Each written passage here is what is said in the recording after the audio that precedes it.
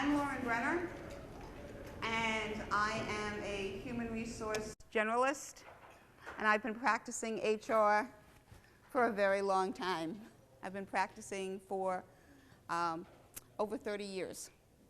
Found my niche early in life. As a generalist, what that means is that I'm proficient in all the different areas of HR, whether it be recruitment, compensation, benefits, employee relations, legal compliance, training, safety, all the different gamuts.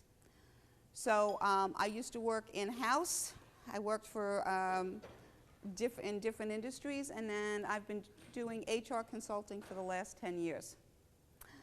So one of the reasons why I got into HR consulting was because there are so many organizations that don't know what their HR compliance obligations are unless you tell them.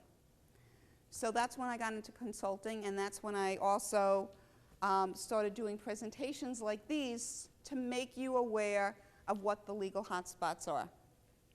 So they turned my laptop around on me. Let me turn it around again, and hopefully we don't lose anything. Okay, great. So you have a packet. I just moved my office, okay, from Newton to Westwood, so my business cards have not been printed. I really, like a week ago, just moved. So there is a very large business card for you, okay?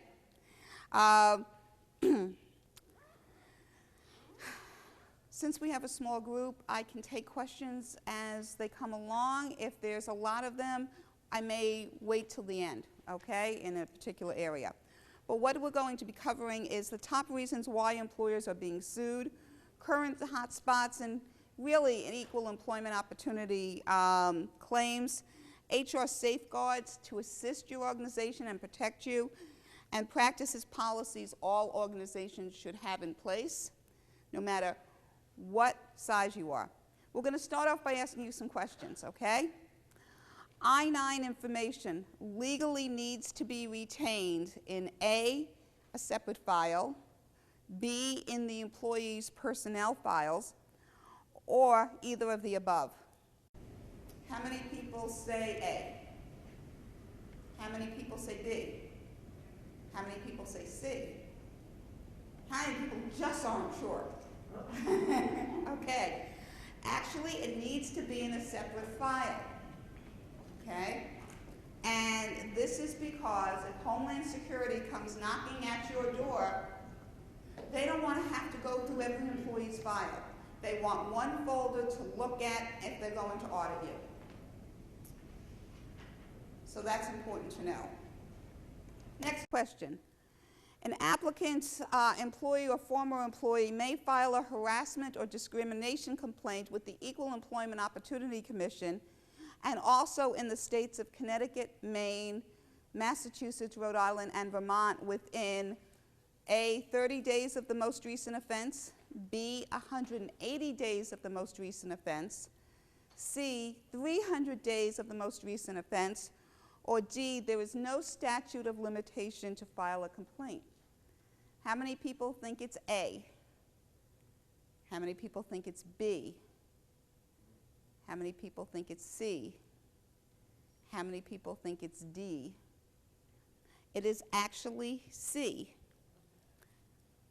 So, if an individual, whether it's an employee, an applicant, whomever, wants to file a discrimination or harassment suit against your organization, they have 300 days to file a complaint.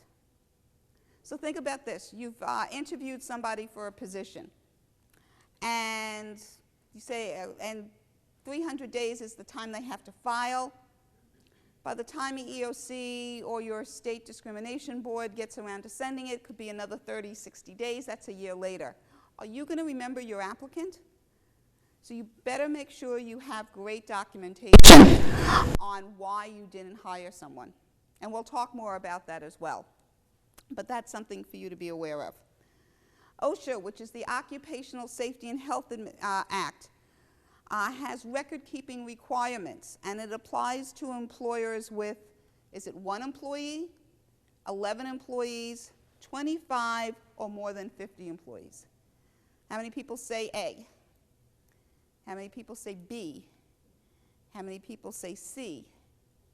How about D? It is actually B. So the OSHA 300 and the OSHA 300 form, which have to be completed and the 300A has to get posted on bulletin boards, only applies, that requirement only applies if you have 11 or more employees. It's a specific count. It's not full-time equivalents. Specific count, just 11. A new employee and their spouse, if applicable, is to be given a notice of COBRA rights within 30 days of the employee's termination, A, B, within 90 days of the employee's coverage starting, or C, neither of the above. How many people say A? How many people say B? How many people say C? It's actually B, and this is a little known fact that people don't know. So if you have a new employee, they need to be given notice of their COBRA rights within 90 days of starting. Now, most people think that, wait a minute, COBRA deals with people when they leave your organization.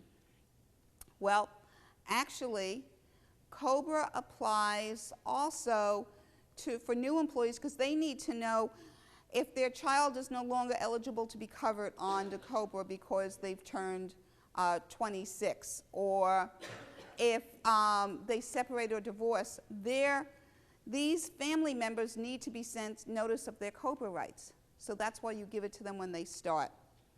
Deb, I think we need to give some more packets out to the back. Thanks. Okay. When was your employee handbook, if you have one, last updated? How many was updated in this past year? Good job. How about in the last 5 years? How about if you're not sure or don't have one? Okay. It used to be, and used to be would be 5 years ago. You didn't have to update your employee handbook until like every 2 or 3 years. Now, in the last 5 years, they've needed to get updated every year because there have been law changes. Now, also, employment attorneys are saying you should have it reviewed every 6 months because of all the different, not only law changes, but there are federal agencies that have been reinterpreting these laws that have been on the books for so long, and organizations are finding out that they're not in compliance with the interpretation of the law any longer. So handbooks have to get tweaked. All right. So what are the top 5 reasons employers are being sued? Unlawful pre-employment process and questions, wage and hour infractions, breach of confidentiality, rash disciplinary decisions and termination errors, and discriminatory practices and actions. And we're going to talk a little about each one. So, you will see in your handout that I took all of the New England region states, and I let you know what the protected categories are. So, what's important to know is your state and what the protected categories are, because these are the areas you shouldn't discriminate against anyone for anything, but that there are laws that protect individuals based upon these different categories. So in Connecticut, or let's go to Connecticut. Yeah, in Connecticut, it's age. Any age, there is an age requirement. At what age do you think you're in a protected category, according to, say, federal law? What? Over 40. Over 40. you get a gold star. Okay? Actually, it's 40 or and over. All right? So, if you are looking to hire the 29-year-old over the 45-year-old, you need to have a business reason as to why that 29-year-old is more qualified than the 45-year-old, and document that. So these are the protected categories in each state. You need to make sure your managers are aware of this. You need to make sure that everything you do is in compliance with these laws. That's what helps govern our HR compliance. Any questions on that? There we go. I was stuck to the tape of the cord. So that's something to be aware of. I have a question.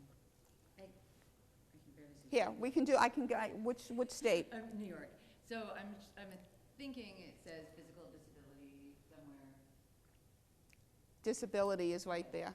So I have somebody who is an intern who keeps asking me for a job who has, I think he has CP or something like that. He's mentally very astute, but physically challenged. And the truth is that that is a problem because the job that he wants would require a lot of movement and a lot of just fine motor skills. Now, I'm in a bind because I know that, because he's very tenacious. And I've told him, like, why don't you look more into editing, you know, but I feel like I'm on a very sticky. How many employees do you have? We have 8 full-time. Okay. I believe the Federal American Disabilities Act doesn't apply, but your state, I don't know what the numbers are. It may even be 1, so that I'm not sure. You should have a job description, and it should state the physical requirements. Okay. That you can show them. The second thing is, under the American Disabilities Act, that's one of the areas that has been reinterpreted over the last few years, and you may need to look at what is a reasonable accommodation that the person may need, and what would be an undue hardship. On our business? Yes. Okay. Okay? Thank you. And that's the way to look at things from that standpoint. All right, so unlawful pre-employment process and questions. You need to think about the questions you are asking. You cannot ask any questions that may inform you as to someone being in one of the protected categories of your state. Okay? So you cannot ask someone if they have been, how many times they've been absent in the last year from their current employer. You cannot ask someone if they're over 40, if they're married. You also cannot ask somebody if they have a car. You can ask them if they have transportation, reliable transportation, to get them to where they're to get to work, but you cannot ask them if they have a car unless a vehicle is required to do the job. Okay? So, but if it's just getting back and forth to work, or even if it's even if they need a transportation to get to and from sites, they may have a family member, a friend that would drive them. So you can let them know what the requirements of the job are, and that you don't provide transportation, and ask them, would they be, would they have transportation to get them to each of the sites? Reliable transportation, that's the key word, okay? Now, if somebody says to you that they have say the job is, can the job be flexible on my work schedule on Tuesdays and Thursdays because I have to take a family member for dialysis? Well, they've just informed you that someone that they know or someone they're associated with has a disability. It does not mean that they've opened the door for you to walk in and ask them about that. You want to stay clear of anything that informs you of their being in a protected category.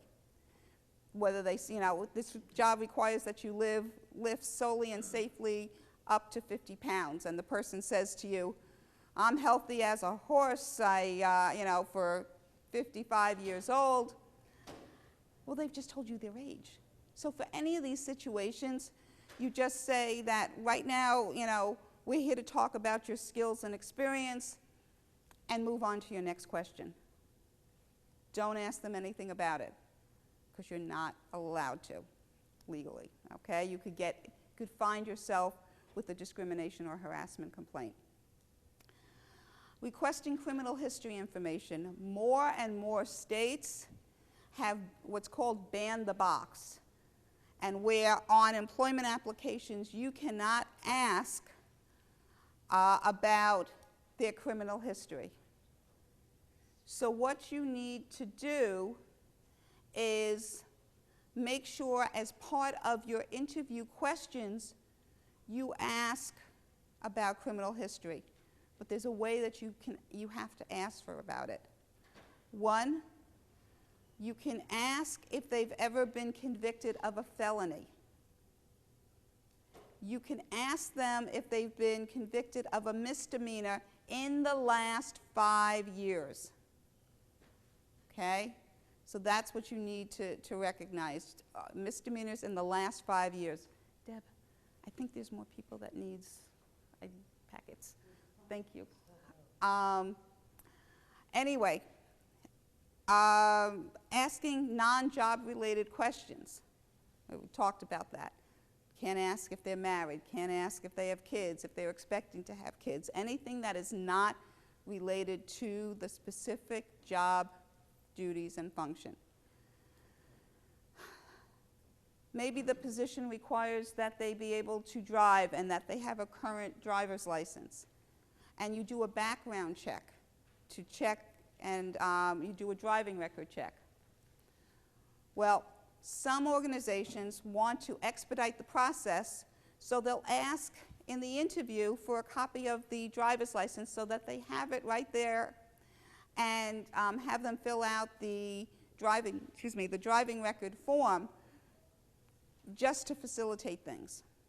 Well, if you obtain somebody's driver's license, a copy of it, what's on there that you shouldn't know ahead of time? Age.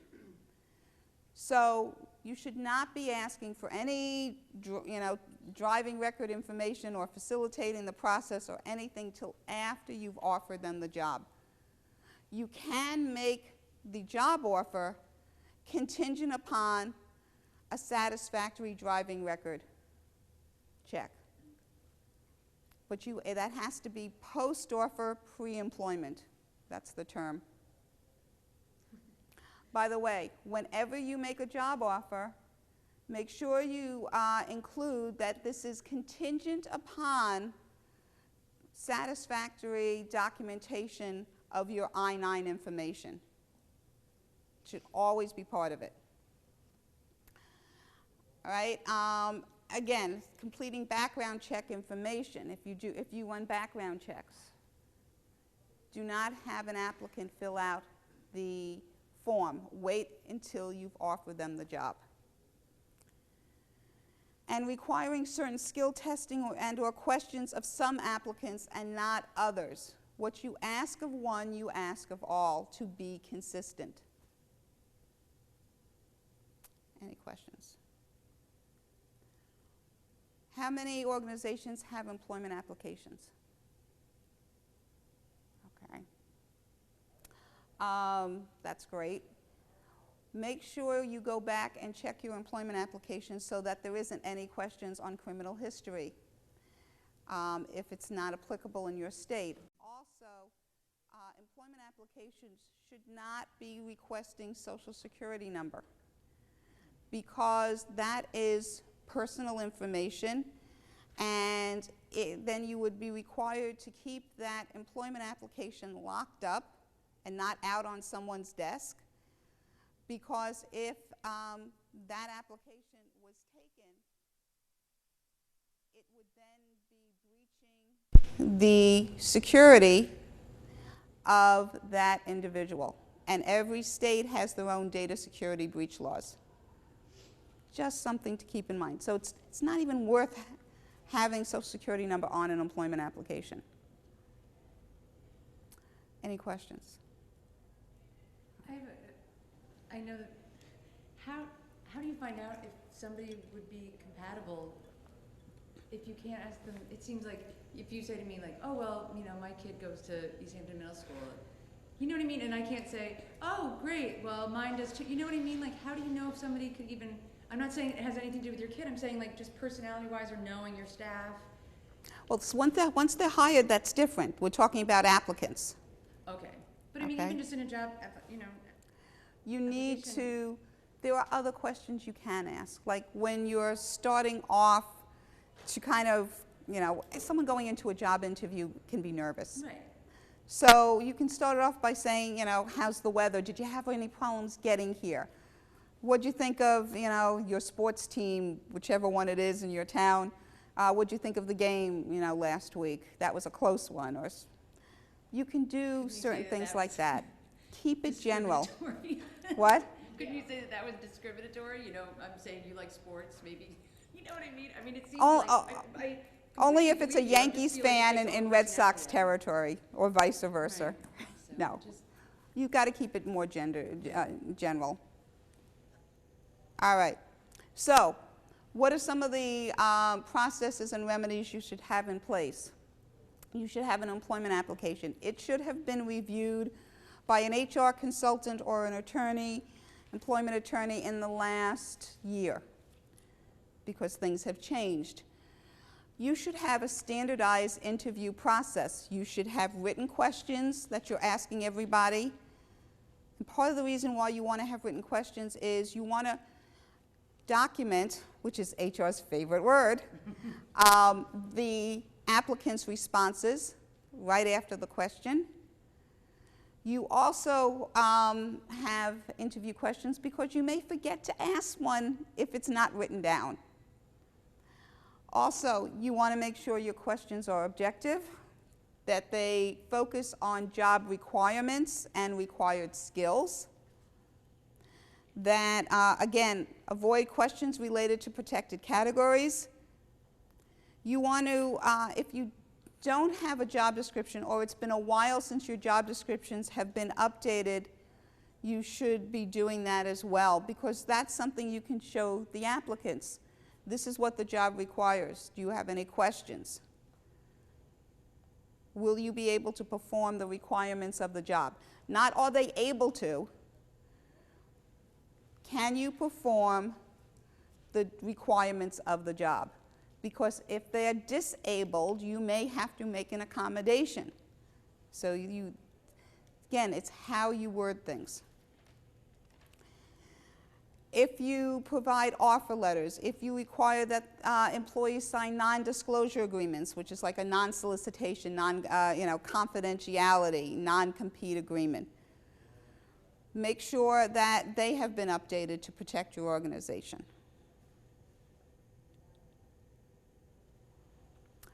Wage and hour infractions, next category, next topic. So, where have organizations gotten themselves into trouble with the state's wage and hour divisions? Basically, not paying overtime. So any what's called non-exempt employees. Non-exempt means that they have to be paid time and a half for any hours worked over 40. A lot of organizations think of it as hourly employees. But there are some salary employees that can be non-exempt as well. You can say you're getting paid $600 a week, but if they work over 40 hours, you have to provide overtime pay under a non-exempt position. And then there's exempt, which means you're exempt from having to pay overtime. And this is where organizations can get themselves into trouble. It's the third bullet, misclassification of exempt and non-exempt employees. The federal government, under the Fair Labor Standards Act, has duties tests for different categories of classifications of being exempt. So there is executive, which would include a supervisor or a manager that supervises 2 or more full-time equivalent employees. So that could be 4 part-timers, 1 full-time, 2 part-timers, or 2 full-timers, however way it's broken up.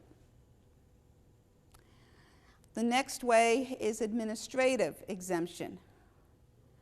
Now, for administrative exemption, the person needs to be making independent decisions, and I'm simplifying this, but they have to be able to make independent decisions that is above and beyond what's standard operating procedures. And the independent decisions, if they screw up, could that have a legal or financial implication to your organization? So,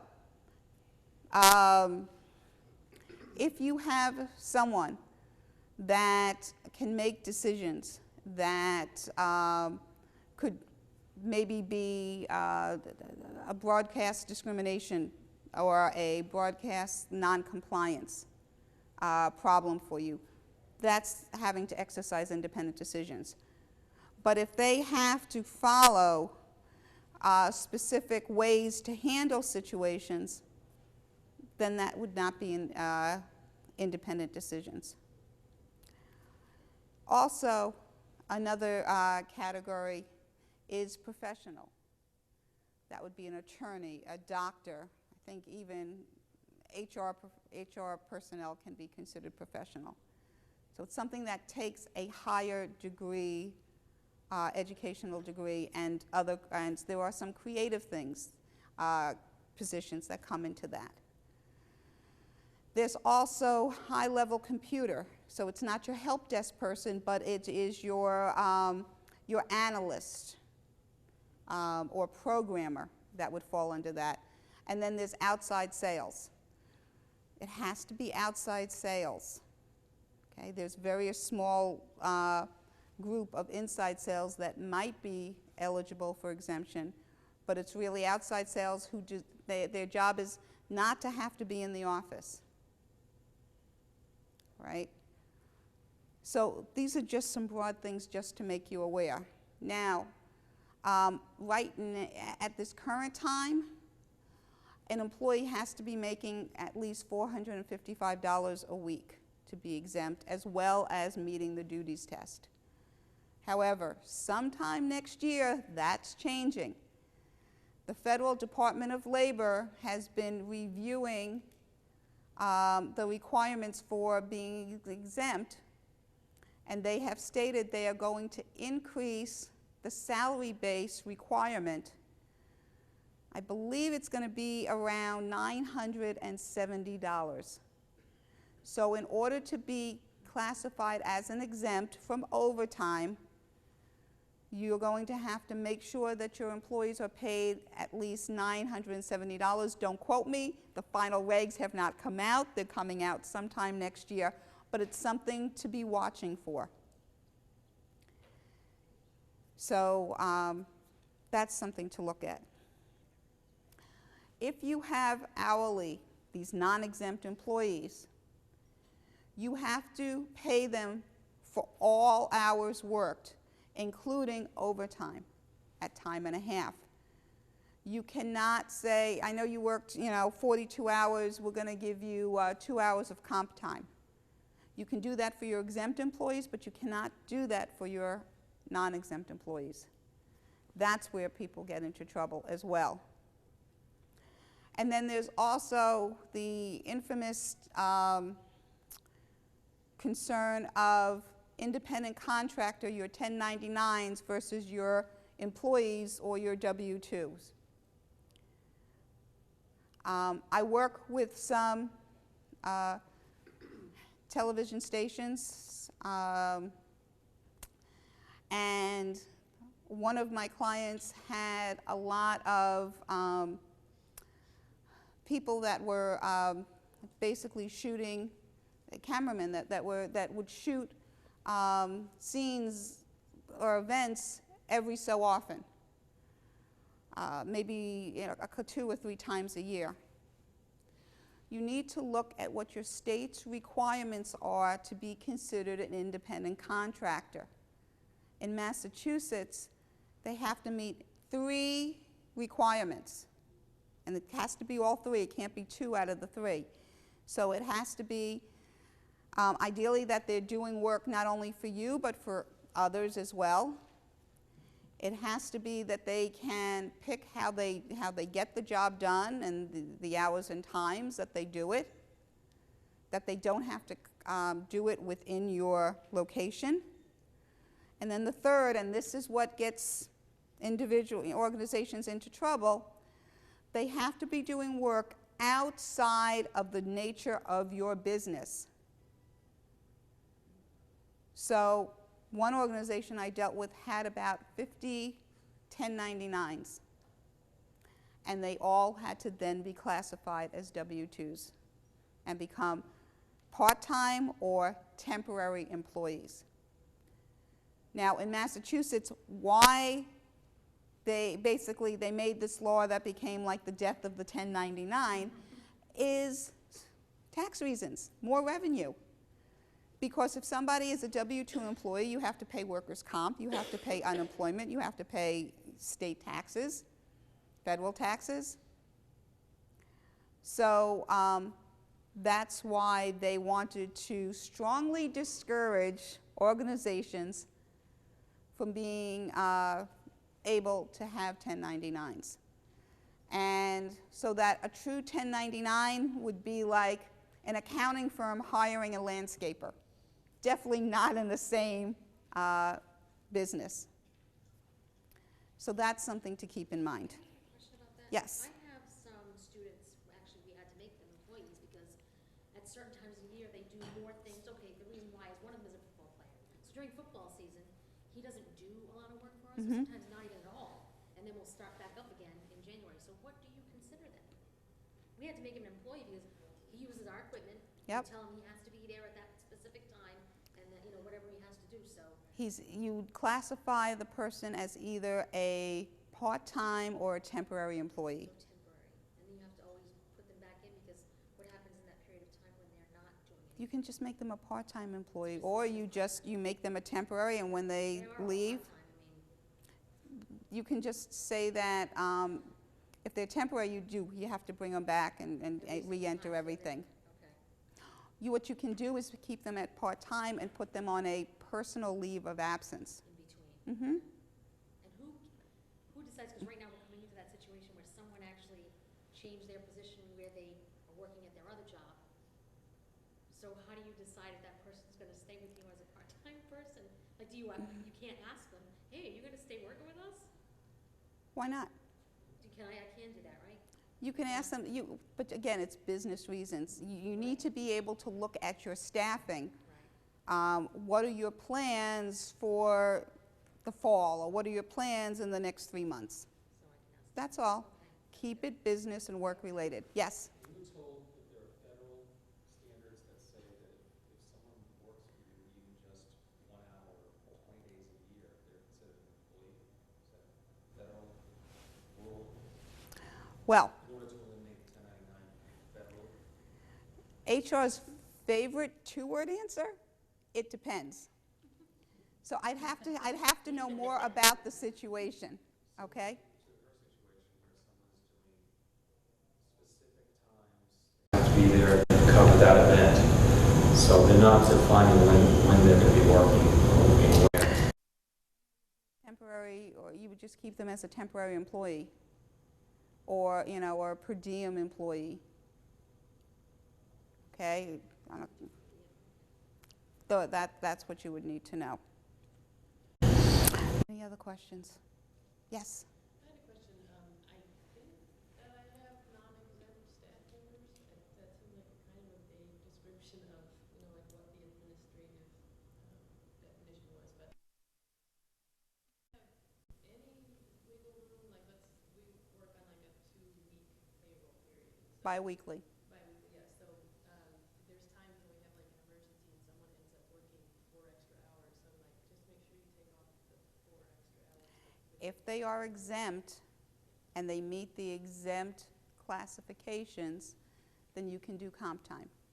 If they are hourly or non-exempt, then you have to pay them that 4 hours at time and a half. And what if you classified them incorrectly on their, like, on the letter they received of employment? And like, the letter of employment, you say you are salaried. If Then- you're dead wrong on that and yet they signed it. Okay? I don't have enough time to talk to you about that. But there's ways to handle, okay? All right. And you're not the first one to go through this. Let me just say that, okay? You have to pay back wages for 2 or 3 years. Depending on the state, in Massachusetts, it's treble damages, so it's triple the amount, plus attorney's fees, court fees, and other. I'm 20 years out of it, so 20 years is probably well overdue. Yes? Yeah. And 20 years ago, the laws may have been a little bit different. Okay. Now, not only is it your state, but IRS states a 20-factor test as to what is considered exempt, all right, from an IRS standpoint. So I'm not going to get into each of these, but it's listed clearly here as to what would be exempt. Independent contractors. Again, if you fail to meet the legal definition, you will have to reimburse the employee for wages that they should have been paid under the Fair Labor Standards Act, including overtime, minimum wages, and benefits. You will have to pay the back taxes, as I talked about, as well as the workers' comp. Particularly if you have an independent contractor that should have been classified as an employee and they get hurt, you have to go back and deal with the workers' comp consequences and penalties. So what should you do now? You should go back when you have the time, because I know there's other things you have to do, and review your criteria for overtime pay.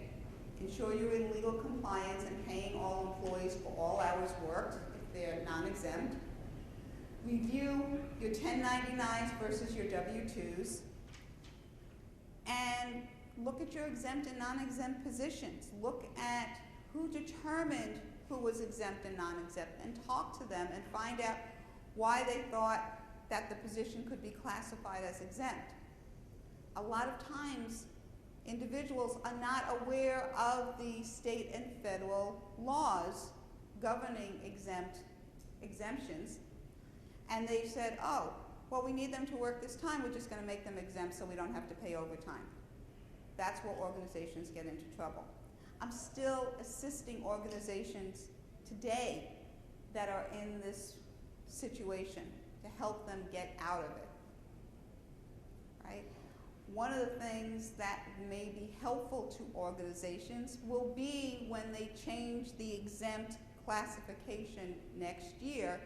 It could be a great time to be saying to individuals, you know what, the federal government has changed things and this is what's required to be exempt. Your position is now going to be classified as non-exempt. Maybe an easy way to handle that, but we can talk too. All right, I am a big proponent of job descriptions. Job descriptions to me are your basic building blocks. You use them when you're recruiting so someone knows what the position requires.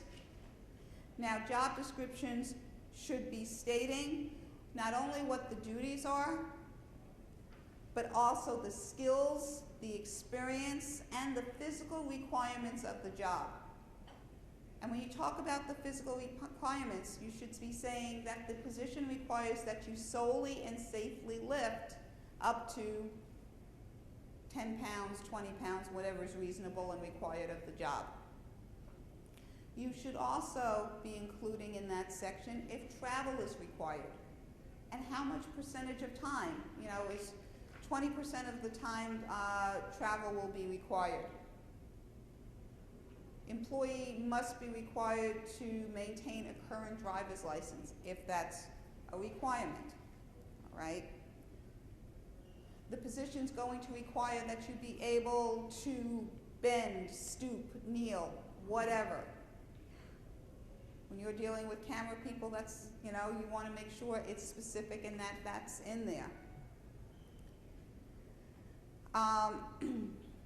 Job descriptions are also important for performance management, so that if an employee is not doing what is required of them, you can then go back to the job description and review it with the employee and say that the position required this, this, and this.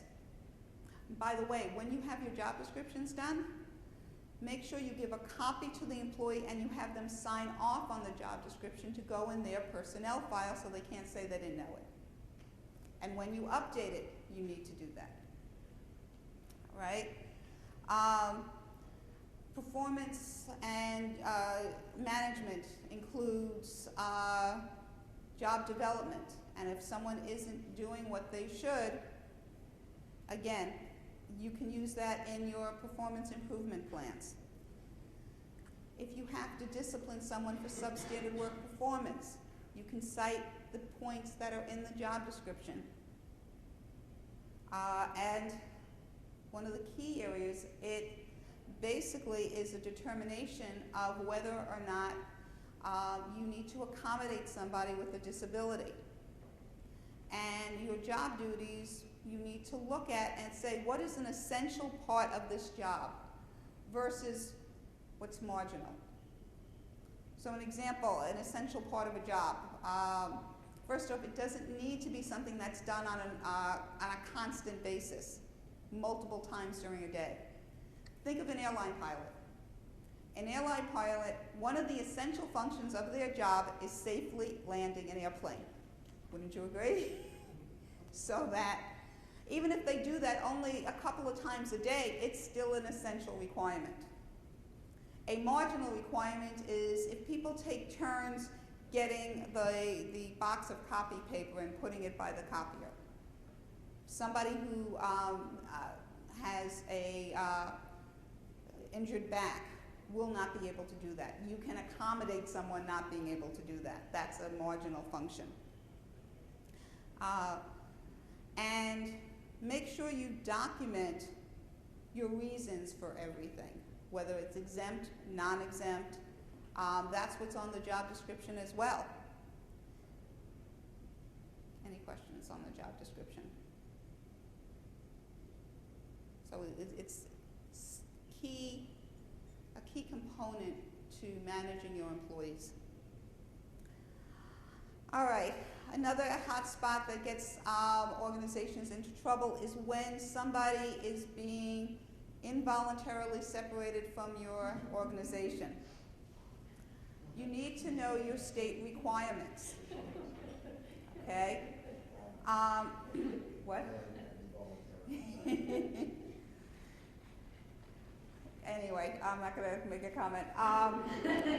In Connecticut, you have to pay an employee by the next day, so you can overnight them their check. In Maine, okay, basically you need to do it within I think it's within 2 weeks. Massachusetts, if you're involuntarily separating someone, you have to pay them that day. If you don't, you might get a notice from Wage and Hour Division and owe that person treble damages. That's not as bad as California. California, if you involuntarily terminate someone and you don't pay them on that day, that amount of money is owed to that person every single day until you pay them. I had a client contact me after the fact and say that they had received an attorney's letter from California because saying that they owed all this money for someone. And I said, and how long was it until you paid that person you involuntarily terminated? And they said a week. I said, yes, you owe them 7 days, that amount. And I said, do me a favor, next time if you're going to separate someone, give me a call first, particularly if it's out of state. New Hampshire and Vermont, within 72 hours. New York and Rhode Island, it's the next payday. New Hampshire, exempt employees. Say you have a biweekly payroll and you terminate a exempt person on in the first week of that payroll. You owe them for the full pay period. So you owe them for that other week that they're not technically working for you. So that's something to keep in mind. You have to pay vacation pay. If you lump everything together and call it paid time off, you owe that to them also upon their separation. And if there's any commissions, you may not know what the commissions are going to be till the next month. It's okay to wait on that. But it has to be sent out under the normal payment plan and not delayed. Lauren, if you use a payroll company. What? If you use a payroll company Yes. in Massachusetts. Yes. How are you paying that person that day? You have to. Especially if you do automatic direct deposit. It's a good question. A few things you should know. One, talk to your payroll company and find out if we have to involuntarily terminate someone, can you overnight a check to them?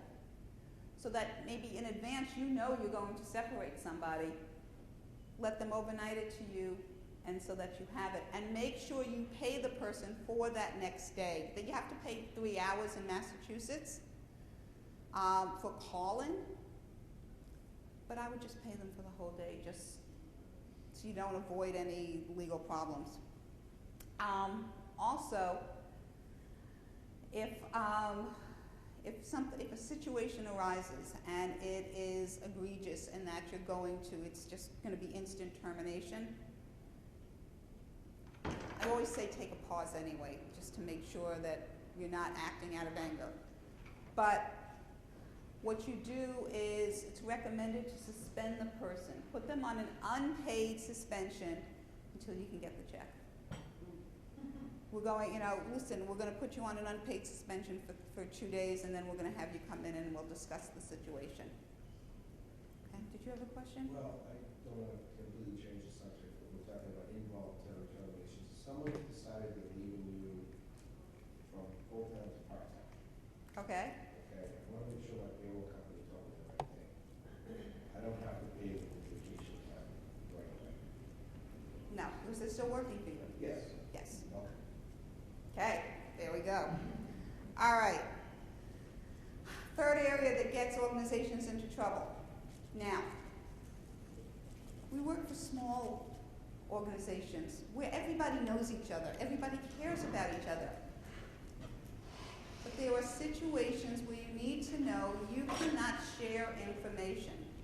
So, if you're frustrated, you cannot share with someone's coworker that they're not doing their job or that they screwed up. That's a breach of that employee's confidentiality of their work performance. Your reason for terminating someone cannot be shared. There was a huge case involving Staples, okay, Staples, big organization, where a senior VP involuntarily separated a salesperson for completing fraudulent expense reports. After the person was terminated, he sent out an email to the entire organization letting them know that expense reports had to be submitted correctly. And everybody knew then why that, you know, it was just the way it was done, people knew that it involved that salesperson. That person, of course, found out, and there was a whole big legal case involving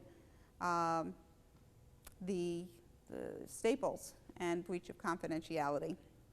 HIPAA, which is the Health Insurance Portability and Accountability Act. There is a section of HIPAA which talks about privacy of an employee's health information. So, if Lauren is out because of a appendectomy, okay, and Deb, who I work closely with, wants to know, you know, why is Lauren out? You cannot say that she had an appendectomy. You need to just say that she's out for a few days, or she's out for a couple of weeks. The only way you can share Lauren's medical information is if you ask Lauren, you know, by the way, people are going to care. Can we tell people? Preferably ask Lauren in an email so you have it documented. My favorite word. What? And not while she's under anesthetic. Yes. Well, you don't know that. It's an email. So those are some things to keep in mind. People, the only people you should be sharing information with is those on a need-to-know basis. So if Deb needed to make sure there was coverage and I was supposed to be providing that coverage, yes, then my manager could tell Deb why I was out. Okay? Need-to-know basis. We have a healthcare reimbursement arrangement with people, and do you have any recommendations on, because it's very, it's not uncommon that we, you know, someone gives us the bill from their doctor's office, and, you know, I always make sure they cover up whatever procedures they had, but it's still like, I can see that it was a urologist or whatever. You're on a need-to-know basis. You just can't share it with anyone. Okay? I have another question about the sick time. Our staff share Google calendars with each other, Okay? and so when an employee is going to be out sick, normally it's put up on the calendar by my office manager, and that's how one of the ways we track, and then also so the other staff knows that person won't be in that day. We don't get into why, we just put the S. I would not put the S. We not the S. No. Can you just put A for absent? Yes, Okay. you can do that. So we Now, don't put A. the requirements for medical information that can be shared is if it's a work-related incident, or if you have short-term or long-term disability and someone is on it, then I don't know why, but they say that can be shared. Okay? All right, so let's move on to disciplinary decisions and terminations. At one point, for a couple of years, I headed the HR department for an organization that also included car dealerships. Okay? Auto general managers, dealership general managers, historically have made rash decisions in anger. So I can speak from experience when I talk about this area, and that you should not act out of emotion versus logical reason, versus violation of a severe or employment practice or policy.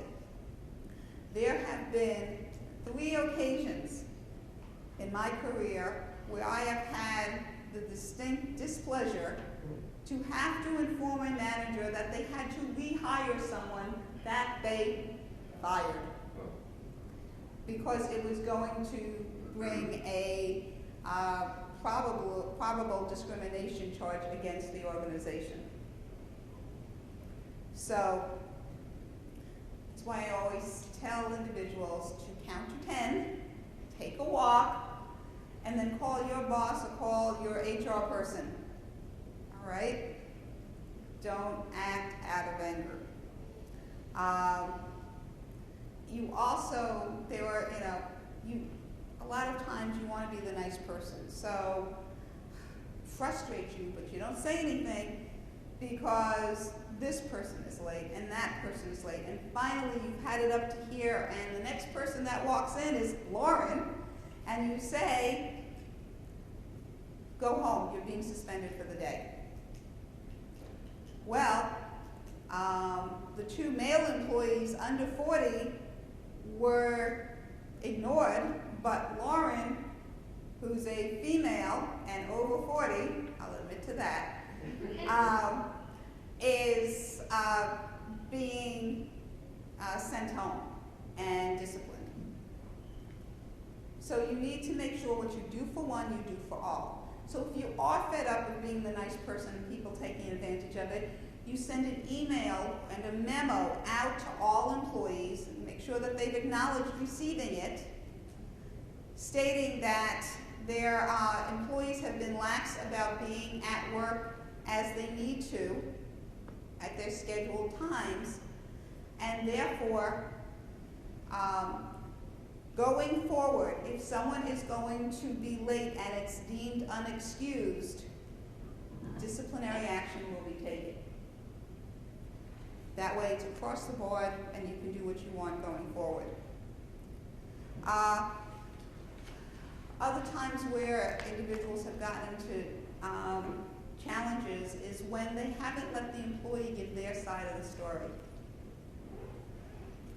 I have been in situations where either the disciplinary warning's been all written, or we've been about to terminate someone, the checks are cut, it's sitting in the folder, ready, and you're in that meeting, and you say, listen, we're aware of this situation and what happened.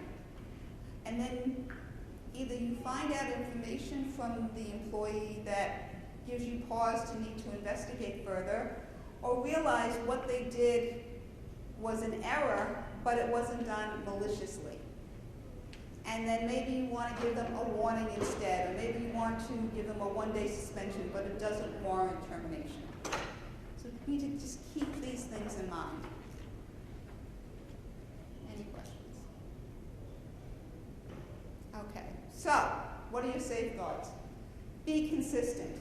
Actions taken with one employee, make sure you do it with others in similar situations. Ensure your 100% facts are accurate. Keep that in mind. And my favorite one-word answer, document. Yes? I'm nervous to read them, but so I inherited an employee, and there was no documentation about what her job description was or anything, but essentially she was supposed to be the executive director's assistant, which is my assistant, and she was incompetent.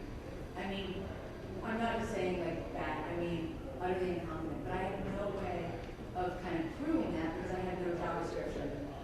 What should I do? Immediately drafted a job description, Okay. review it with the individual, and let her know this is what you're evaluated on. This is what needs to be accomplished. Now, in the job description, you shouldn't just be saying you need to complete the expense reports.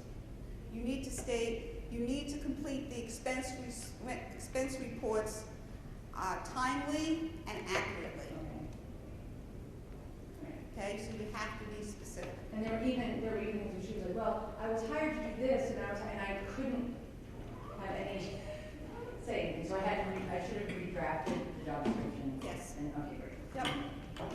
Now keep in mind, you have my contact information. I'm a consultant. I help organizations. So if there's something that you need assistance with, give me a call. If it's a quick answer, I can give it. If not, there may be a fee for that. But we do handbooks and other things. I just don't want, I get concerned. My HR heart beats very quickly when individuals and organizations don't know what to do and don't do things right. That's where I get, Debbie knows that. Here. Okay, so discriminatory practices. This is where you can get into trouble. When you treat someone in a protected category differently than others, all right? Whether it be in your hiring, you're promoting someone over somebody else, wage increases, and disciplinary action. So we've covered all different examples as we've talked.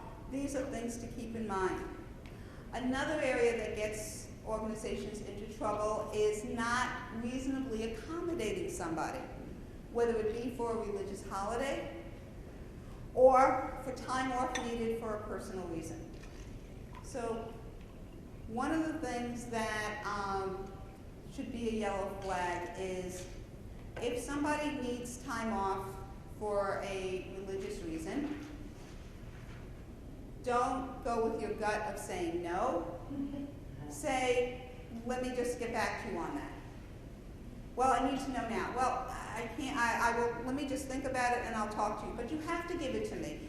You know what? I understand what you're saying.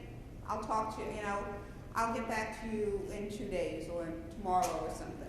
Give yourself time to think about it. Talk to a resource of an employment attorney or HR consultant if you need to. But just don't say no as your knee-jerk reaction. Okay?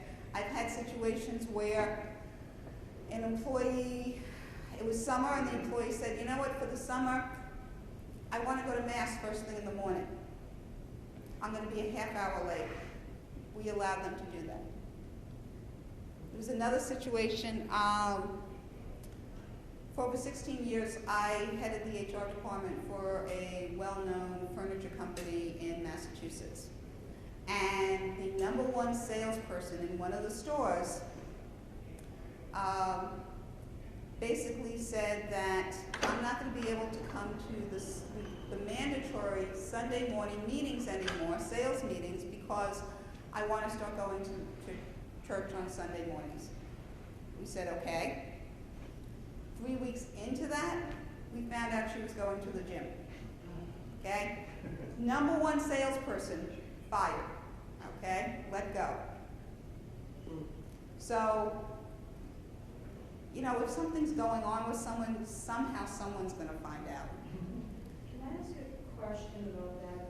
If you have staff that have, say, to go to a doctor's visit on a regular basis once a month, and you're requesting that they make these appointments within certain times if possible, and then they say, well, he has his meetings.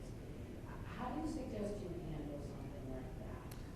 Knowing that you're in Massachusetts, you have to be careful because as of July 1st, the Massachusetts Sick Time Leave Act came into effect, and they have 40 hours of time. They can accrue up to 40 hours of time to use. So,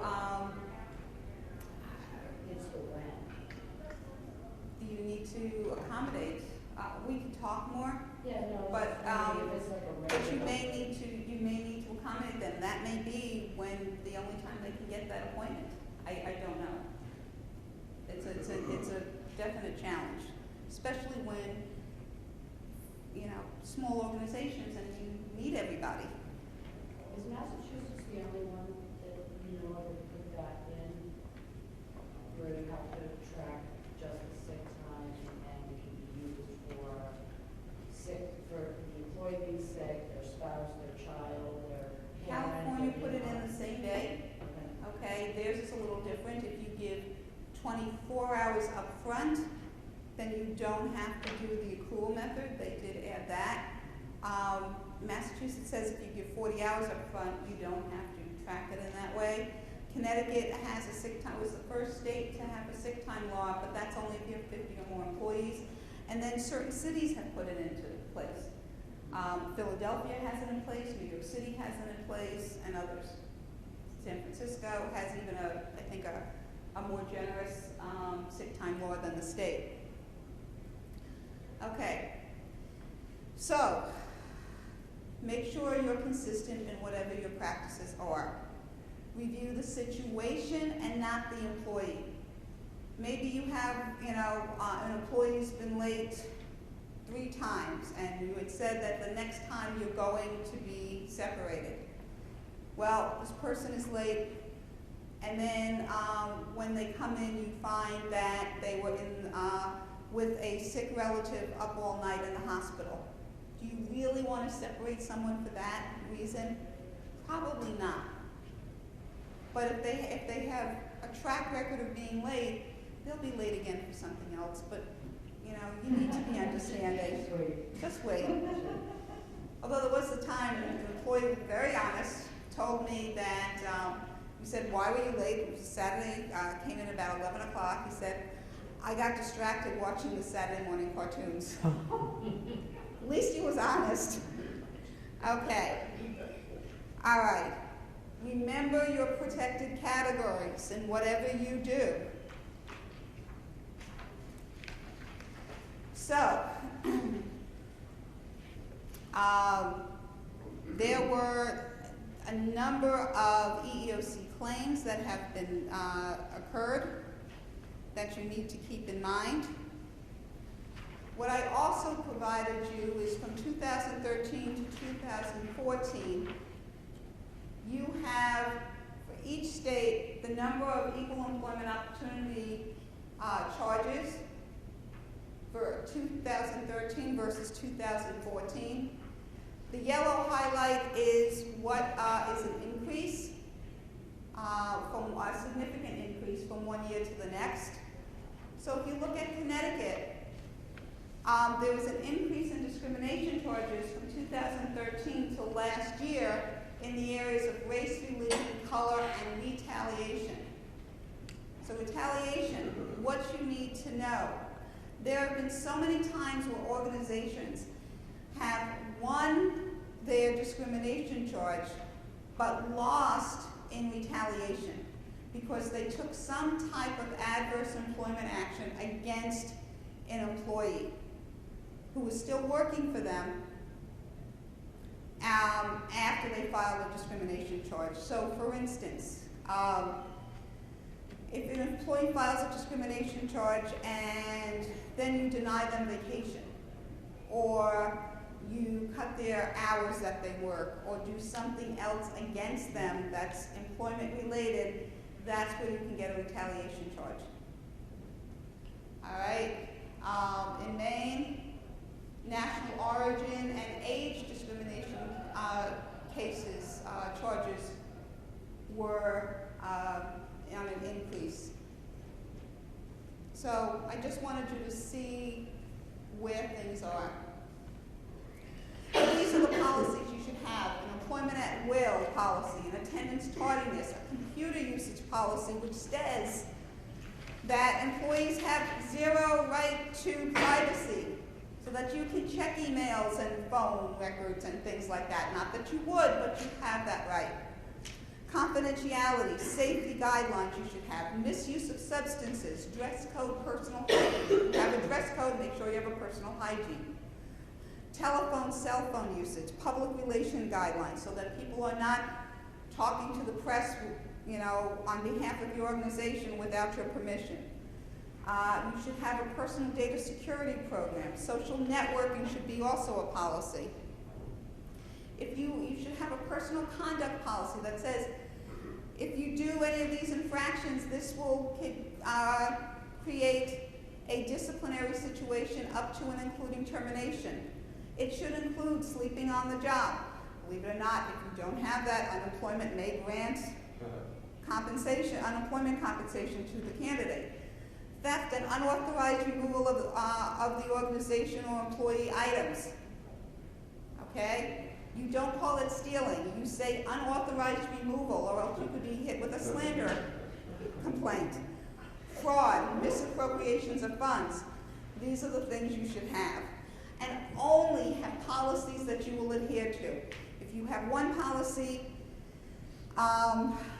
that you, in your handbook, that you discipline somebody on, but you don't discipline somebody for something else in the handbook, that person who was disciplined and may be terminated will say, in an unemployment hearing or discrimination hearing, I didn't know I would get fired. Yes, it says it in the handbook, but this person did this and nothing happened to them. Be consistent in your compliance and only have policies that you will adhere to. Data security breach. Make sure anything that is considered personal information, and you need to look at what your state defines as personal information, that you keep it protected. Provide training, as I said, and on your data security, and what do you do if there is a breach? Have practice on that. Bring your own device. Basically what we're talking about there is that the cell phones and things that people have, if they get work emails, what happens if they leave the organization? You should have a policy in place on that. The National Labor Relations Board. Basically, what you need to really know about this is you need to have policies on social media, okay? This individual, or someone like him, basically, Massachusetts employee contacts his employer and says, I'm not going to be in tomorrow because there's a family emergency in Connecticut. Manager says, fine, hope everything's okay. Over the weekend, another employee who's Facebook friends with this guy goes and sees a post, forwards it to his manager of the guy who that day that he took off was a Friday. It was October 31st, and he actually wanted a long weekend to go to someone's Halloween party.